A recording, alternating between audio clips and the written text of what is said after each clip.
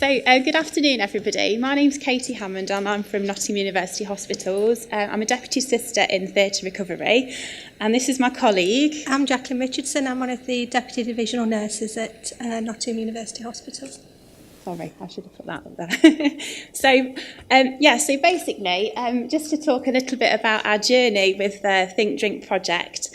So basically, at Nottingham University Hospitals, we're really passionate about involving our patients in their care and obviously improving their experience across the hospital.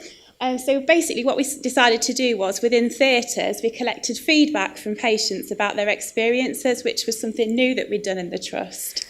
So not many organisations do that, so it's additional to the friends and family. So every one of our theatres, of which we've got more than 50, go out to patients that have been through their theatre, and we tend to go for 10 patients a month, where we collect information about their journey to, during and after theatre. A lot of the feedback that we received was indicative of patients were basically saying, before my operation, I was, fasted for, 10 or 12 hours, and it was a really negative experience. And actually, we wanted to change that for our patients across the Trust. So the title is this the end of preoperative fasting as we know it? So we're patient-focused. So like I said, we want to improve our patient's experience, and also patient safety is a top priority. And we've actually been proactive in the development of Think Drink guidelines and algorithms across the Trust, which staff actually adhere to, and it's to help with decision-making and things. Obviously, historically, patients have been fasted for really long periods of time. And obviously some of you may have heard of the ritualistic nil by mouth from midnight. And actually evidence shows that nowadays that long periods of fasting is not actually beneficial to patients, and shorter periods of fasting improve obviously their well-being and also their experience. So like I said, we actively sought feedback to make the changes. Sorry, I'm a bit nervous. And we collected the feedback as a way of, measuring and improving patient care. And like I say, so evidence shows that patients that have fasted for only 2 hours for fluids and 6 hours for foods increase their experience and also their outcomes, and also they have a reduction in post-operative nausea and vomiting and other potential complications. Actually, in our Trust, patients can drink up to 2 hours. We have an approved drinks list, so patients can select from tea or coffee with no more than 1/5 of skimmed or semi-skimmed milk, dilute squash, still energy drinks, or drinks part of the enhanced recovery after surgery. So this is really important, because you may have older patients on the ward that don't actually want a normal a black cup of tea. They actually want a normal cup, essentially a normal cup of coffee or a normal cup of tea. Or on the other hand, you've actually got children. In our Trust, they can drink up to an hour before. They want squash or fruit shoots or something like that. So again, it's a really simple concept, but it makes such a big difference. I feel like I'm waffling on now.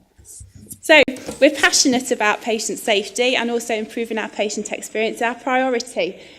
So overall across the Trust, we've actually reduced fasting times from an average of 9 hours to just over 3 hours with the implementation of our eating and drinking guidelines and changing the culture change across the Trust.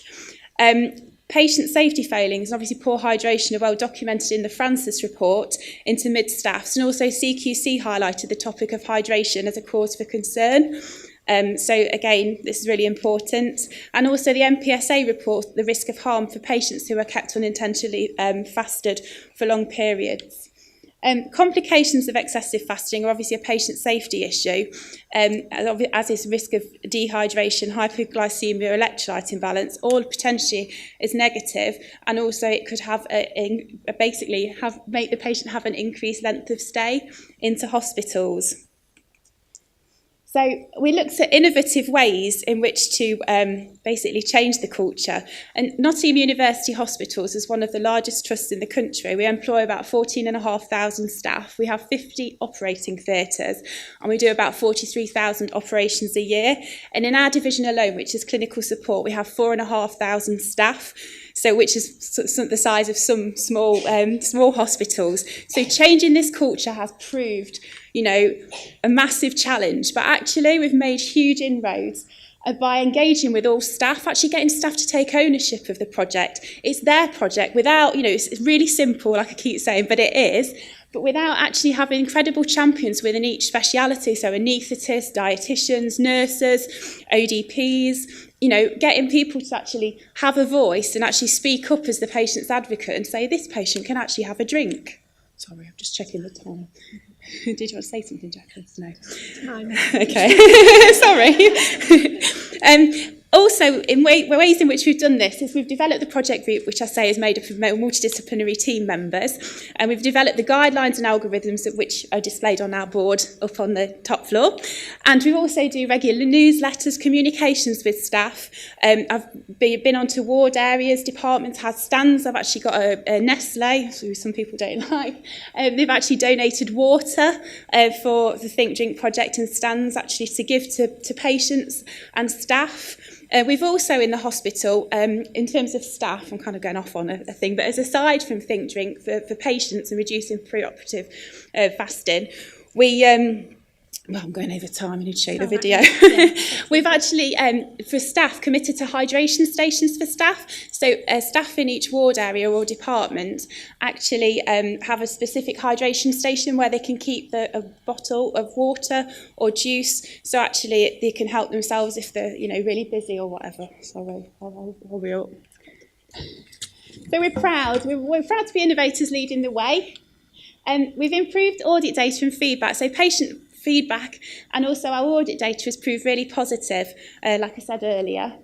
And our aim is to reduce fasting times to 2 hours for adults, if appropriate, and also an hour for paediatric patients.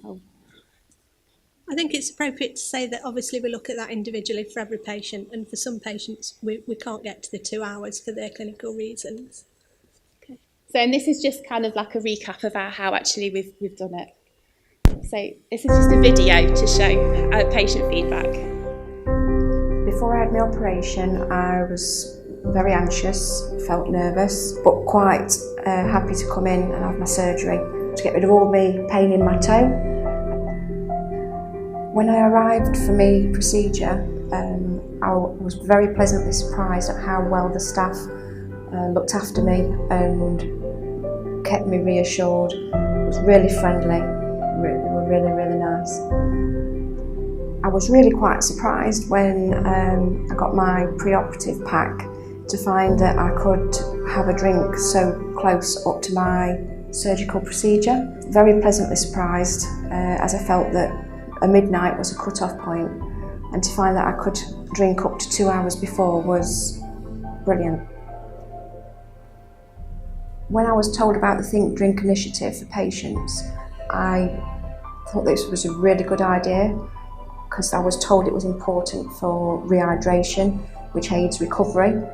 So I think this is a really good initiative, and I feel that this is important for patients, so it should be rolled out to all the NHS trusts throughout the country.